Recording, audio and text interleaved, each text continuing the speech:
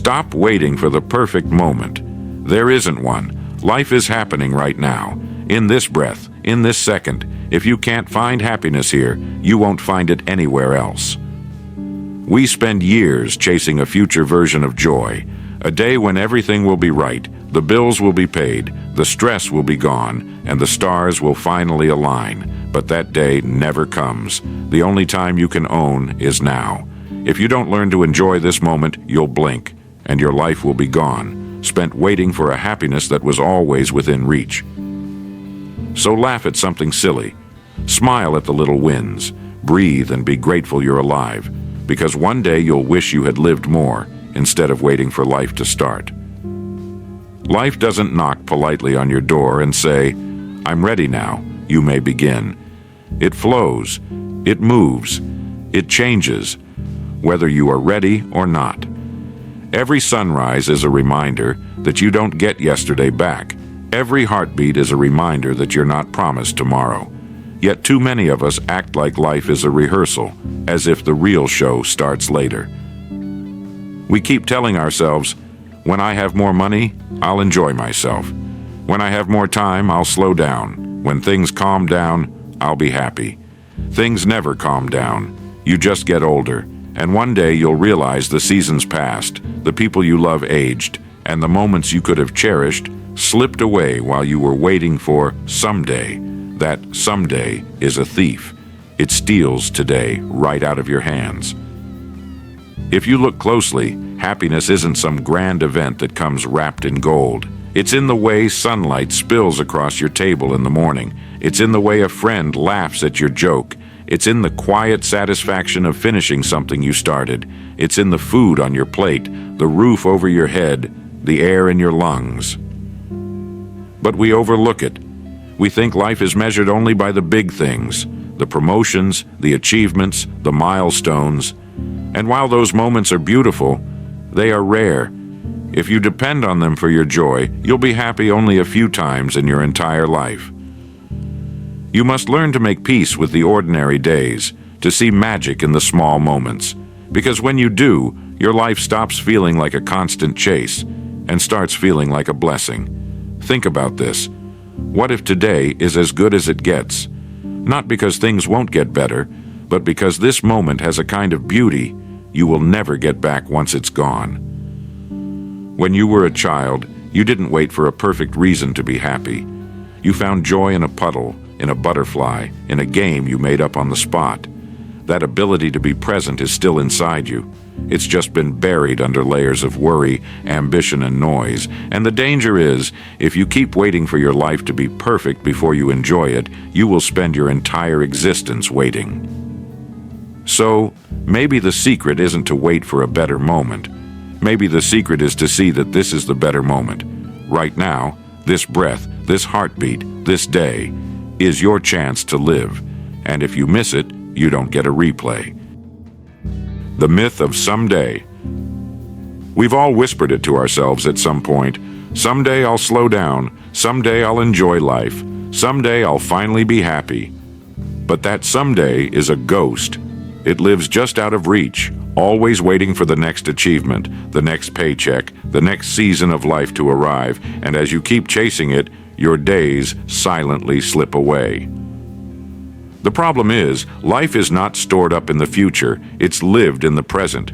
You can't put happiness in a savings account and withdraw it later. Every single moment you postpone joy, you're robbing yourself of the only real wealth you will ever have, time. Think about it. There are people who once had dreams of seeing another sunrise, who would give anything for the simple privilege of this day you're living right now. Yet here you are, breathing, able to walk, think, and choose. That is a treasure beyond all the riches you can hold in your hands. The truth is, joy isn't hiding in some far-off destination. It's scattered everywhere in your path. The smell of fresh rain, the laughter of a child, the quiet of the early morning before the world wakes up. But if you're too busy rushing toward someday, you'll miss them. When you realize that happiness is a decision you make in the middle of imperfect circumstances, you stop living for the weekend, for the promotion, for the next break in the clouds. You start living now. And the sooner you embrace this, the more life you'll truly live. The power of presence. Presence is more than just being here. It's fully arriving in the moment, mind, body, and spirit. Too many people are physically present but mentally scattered, replaying yesterday's regrets or fast-forwarding into tomorrow's worries. That's why they feel disconnected, restless, and unsatisfied, even when life seems fine. The extraordinary thing about presence is that it transforms even the most ordinary moments into something meaningful. When you eat, truly taste your food instead of scrolling on your phone. When you talk to someone, look into their eyes and actually listen, not just wait for your turn to speak. When you walk outside, notice the way the wind moves, the way light shifts through the trees. Presence slows life down, not because time changes, but because you start seeing it. The days no longer blur together because you're capturing the details most people overlook. And those details, they're the threads that make up the fabric of your life. People often chase big moments thinking that's where life happens, weddings, promotions, vacations. But in truth, your life is mostly made up of small, repeated moments. If you're absent for those, you've missed the bulk of your existence. Being present is also what allows gratitude to grow. You can't be thankful for what you never notice. And gratitude, in turn, fuels happiness, making your life richer without a single external change. You don't have to meditate for hours or live in a cabin in the woods to practice presence. You just have to stop treating the moment you're in as a stepping stone to the next one. This moment is the destination. This is it. Rewriting your definition of enough. One of the fastest ways to trap yourself in an ordinary life is to borrow someone else's definition of success. Most people never stop to ask themselves what enough actually looks like for them, so they chase endlessly, piling on more and more without ever feeling fulfilled. You see it everywhere. People upgrade houses, cars, and wardrobes, thinking the next thing will finally make them feel complete. But if your definition of enough keeps moving, you're not chasing success. You're running on a treadmill of emptiness. Extraordinary people are clear about their personal enough. That doesn't mean they settle for mediocrity. It means they have a compass. They know when they've crossed from growth into greed, from ambition into addiction. They understand that more isn't always better if it costs them peace, health, or relationships. Rewriting your definition of enough starts with asking, what would my life look like if I stopped trying to impress anyone? If social media didn't exist, what would I still care about achieving? What am I willing to sacrifice, and what am I not willing to sacrifice for my goals? Once you're honest about these answers, you stop chasing for the sake of chasing. You stop living in constant comparison mode. You begin to create a life that's deeply aligned with your values, instead of one that's just a mirror of society's noisy demands. When you live from a place of enough, you actually achieve more.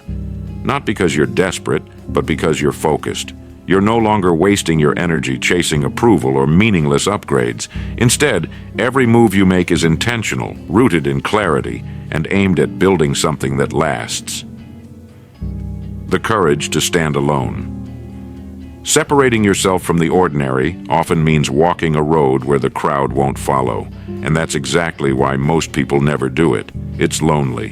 Human nature craves belonging, but belonging often comes at the cost of blending in. If you want to rise above, you have to develop the courage to stand apart. The world loves conformity.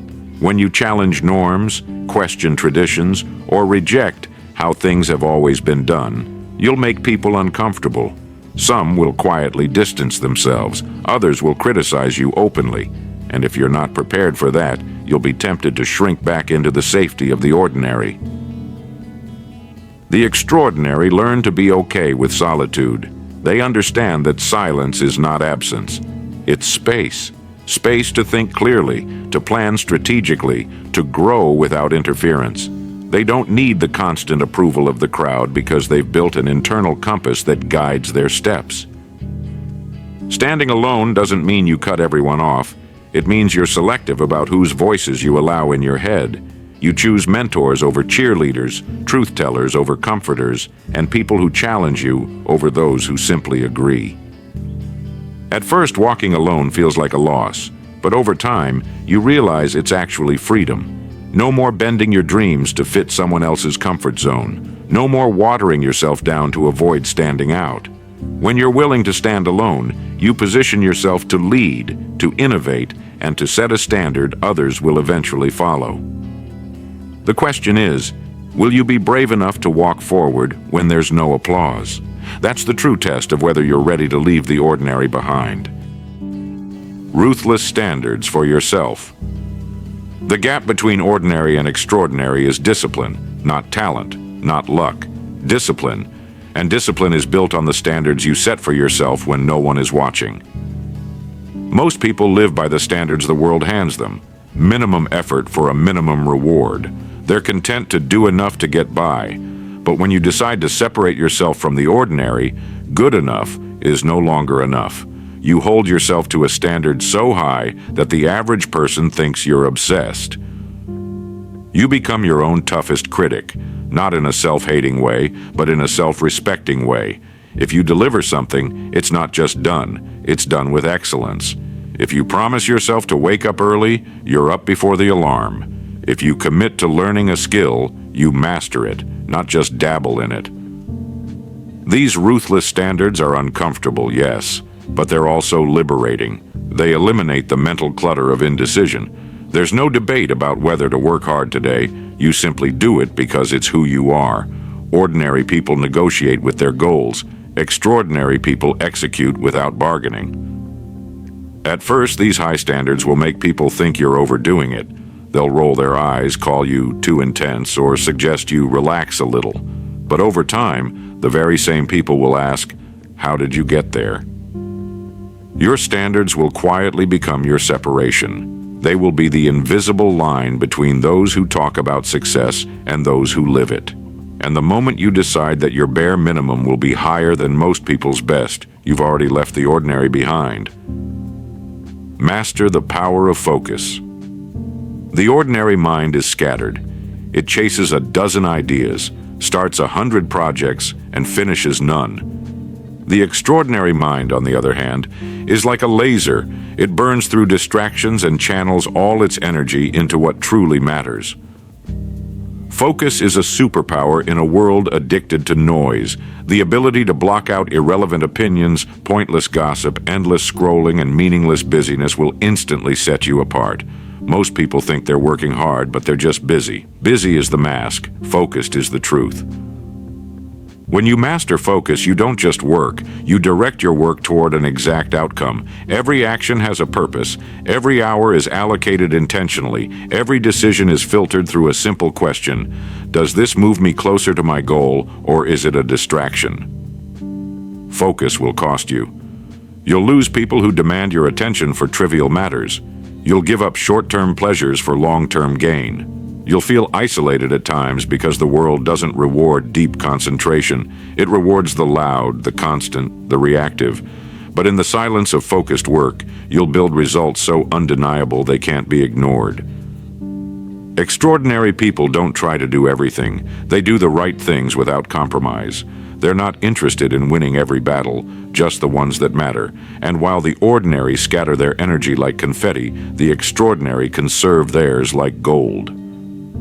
Mastering focus isn't about working harder than everyone else. It's about working clearer than everyone else. When your eyes are locked on the prize and your mind is free from clutter, you don't just move forward. You sprint past the crowd that's still wandering in circles. So, separating yourself from the ordinary isn't about some overnight transformation or a single big win. It's about the daily choices you make, the discipline you keep, and the standards you refuse to lower. It's about daring to think bigger, work deeper, and push further than the crowd ever will. Ordinary people settle for what's easy. Extraordinary people demand what's possible. If you've been listening closely, you already know the truth. You can't keep doing what everyone else is doing and expect a life that looks any different from theirs. The world will try to pull you back into comfort, into sameness, into mediocrity. But you don't have to accept that. You can stand taller, work smarter, and live with purpose. So, from this moment, stop blending in. Stop living at half speed. Step into your own lane, set your own pace, and let your results speak louder than any words could.